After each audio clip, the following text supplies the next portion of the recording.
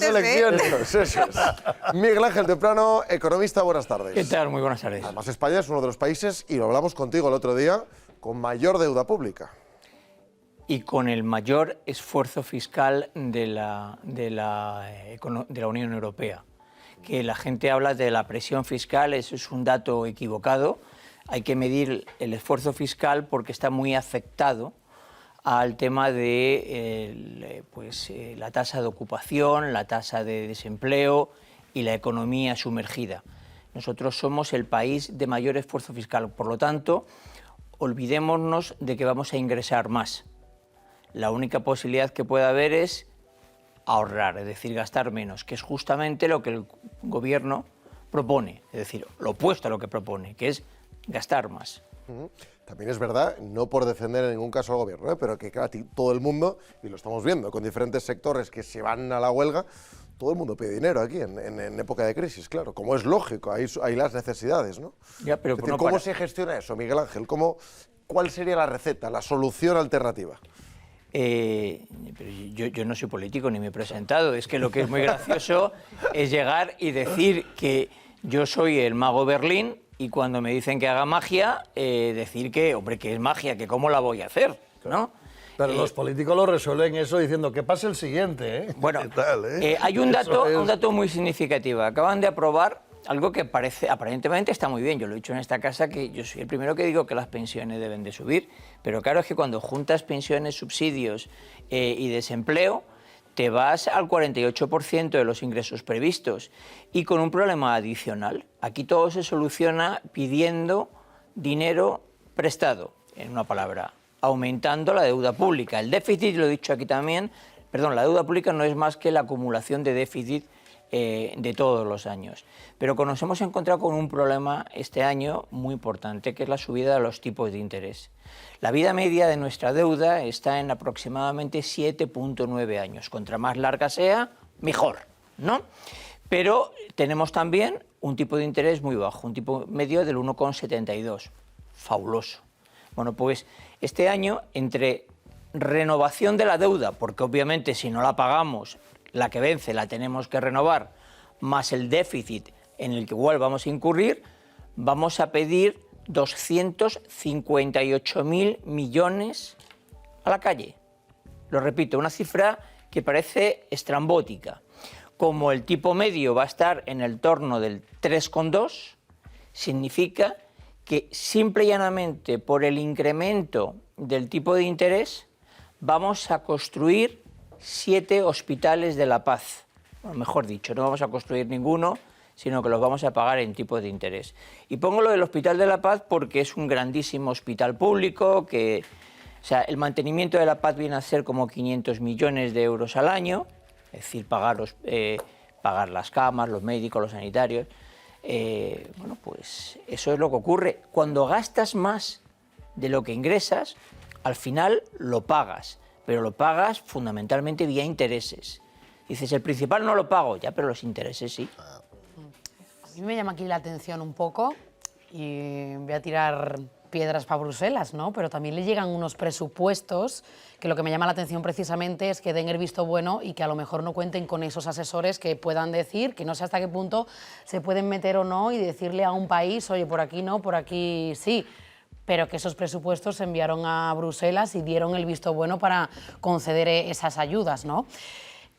Ahí el comentario que a lo mejor si alguno tiene la respuesta agradecería. No, yo digo, efectivamente, lo que viene a decir es que la mediocridad también está extendida en Bruselas y que la actual presidenta, que cuidado, era la ministra de Defensa con Merkel. Para mí, una figura ejemplar en la historia de los políticos.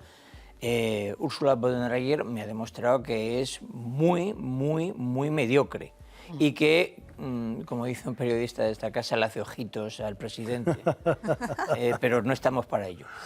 Pero le hace al presidente, digo, y lo hace con toda Europa. Es decir, a ver, la gestión que Europa, la Unión Europea, todas las instituciones, y meto también al Banco Central, al Banco Central, la gestión que han hecho del asunto de la pandemia, el día de mañana es posible que tú la tengas que explicar en clase, es decir, porque antes o después, es decir, en la economía, todo se paga. Es decir, estábamos viendo en unas imágenes eso que llamamos la maquinita del dinero. Es decir, esto que hemos hecho aquí de meter en el mercado y ayudas, y fondos, antes o después tendrás que ajustarlos. Es decir, es más, la primera consecuencia, pues la inflación, tú lo has dicho, ¿cómo la tenemos? Es decir, inundas todo esto y estamos como estamos. Antes o después habrá que devolver. Yo lo que pasa es que me temo que nos coge con el gobierno más irresponsable que podríamos tener en este país, ¿no? Como diciendo, déjame que te diga yo algo. sigo. Es decir, porque hasta Zapatero en su último año vio algo y tuvo que congelar pensiones, bajar el sueldo de funcionarios. Yo me temo que Sánchez acaba gastando. Déjame que te diga algo. Tienes toda la razón, partiendo, pero hay algo anterior a todo esto. La creación de esta ingente masa de dinero, técnicamente se llama creación de oferta monetaria, esta ingente lo que hace es que el valor del ahorro caiga en picado. Es decir, todo el esfuerzo que ha hecho todo el mundo ahorrando para su vejez o para la educación de sus hijos, pierde. Y es muy fácil de entender. Cuando un bien es escaso, tiene mucho valor. Cuando un bien sobra, y masa monetaria ha sobrado la que sea, pierde el valor. Ese ha sido el primer efecto. Detrás vienen todos los demás encadenados. El problema de la pandemia que ha ocurrido, yo tengo que reconocer, aun siendo crítico con todos, que tampoco tengo muy claro si no hubiese hecho una cosa diferente, porque aquí nos pilló a todos con el pie cambiado. Veníamos de la crisis bancaria del 2010, donde se actuó de una manera, yo lo he definido en todas las conferencias, fue la medicina que nos curó en el 2010 y el veneno que nos va a matar en el 2020. Se creó una masa monetaria ingente, que ha machacado la economía, pero la ha machacado no porque la decisión fuese equivocada, no porque las decisiones de la pandemia quizás fuesen equivocadas, sino porque posteriormente, cuando la economía se recuperó, no se hizo nada para retirar aquello que se había puesto en exceso. Yo he escrito muchos artículos, uno de ellos decía que los bancos centrales son los culpables. De hecho, en Estados Unidos es gracioso ver cómo nos quejamos ahora de los bancos centrales pequeños, los regionales. Que todo el mundo sepa que hay afectados más de 100. Que de momento vamos por el cuarto, pero hay más de 100 tocados.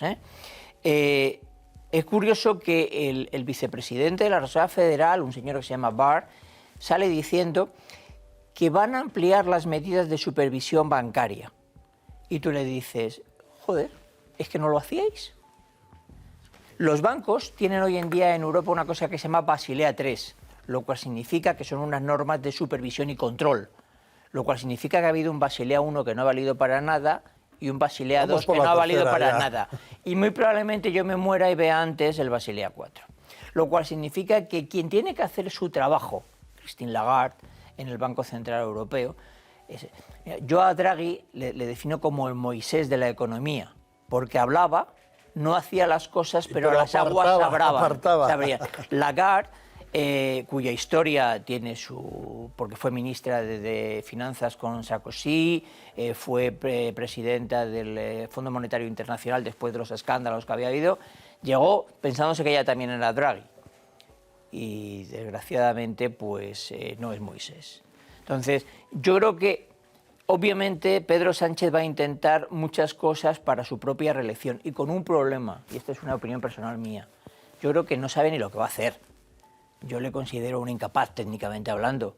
Y los que están alrededor no son incapaces. Y en el gasto estamos viendo una improvisación semanal, ¿no? Es decir, luego pasa lo que pasa, vienen los inspectores de trabajo, oiga, la ministra nos ha dicho que sí, que nos va a arreglar lo nuestro. Sí, pero ¿dónde está la caja? ¿Dónde está la hacienda? ¿Quién lo paga? ¿No? Es decir, en economía lo que no son cuentas son cuentos y esto es lo que al final yo creo que nos está pasando a este país. Estoy contigo, es decir, lo que ocurrió en la crisis del 8, en la crisis financiera, pues no se podía dar la misma respuesta, pero es precisamente precisamente la izquierda de este país, y es mucho Pedro Sánchez quien antepone, ¿no?, esos modelos y casi presume y saca pecho diciendo: yo he convencido a Europa de que no hay que ir con los recortes como antes. Oiga, cuando se para la economía por una pandemia de golpe y porrazo, claro que hay que regalar, claro que hay que dar ayudas, pero hay que decir también la verdad, que estas ayudas no pueden permanecer en el tiempo, como nos dijo ayer Bruselas, y que es más, ahora más que seguir dándolas, lo que hay que hacer es devolverlas, que es tanto como decir pagar deuda, ¿no? Claro,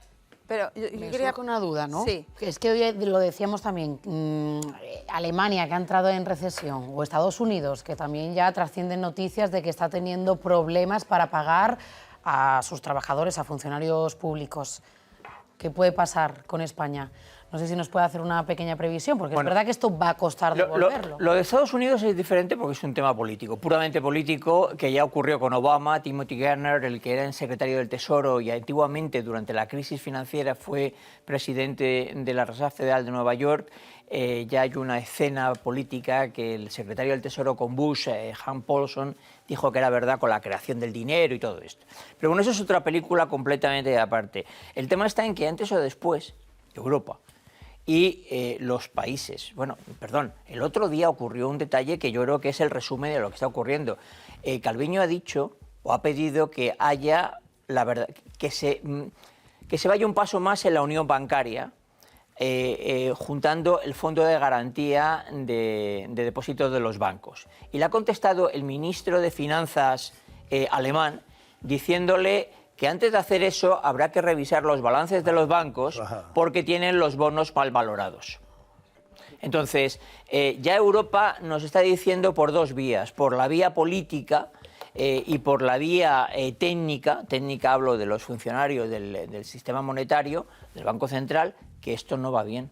Tenemos una duda más. Marta. Nada, ¿hasta qué punto no sabe Bruselas en qué nos hemos gastado los fondos europeos? Porque, claro, hay malas lenguas que dicen, ¿no?, que no se sabe bien en qué se ha gastado porque España no ha enseñado, no ha mostrado informes con la letra pequeña de en qué se ha gastado. Pero eso es cierto, es verdad que Bruselas no lleva la cuenta de lo que nos estamos gastando. Voy a ir muy rápido. Los fondos son finalistas, es decir, estos fondos no son para que el gobierno haga lo que quiera, sino que van para ti y para ti. Y eso no ha ocurrido. Es decir, Bruselas no lo sabe. Pero es que creo que tampoco sabe el gobierno en qué ha utilizado los bonos, los fondos que tenían un destino final. Yo he puesto aquí en esta casa un ejemplo. Yo puse placas solares en mi casa. Me tenían que dar 3.000 euros de subvención. Los estoy esperando hace año y medio. Miguel Ángel Temprano, muchísimas gracias, como siempre, por haber estado en Tercer Mediodía. Y ojalá le llegue la subvención. Y si te presentas, 3 años. sí, y si te presentas a las elecciones, nos avisas. No creo. Nacho González Galán, muchísimas gracias. Un fuerte abrazo. Hasta pronto. Y también gracias a ti.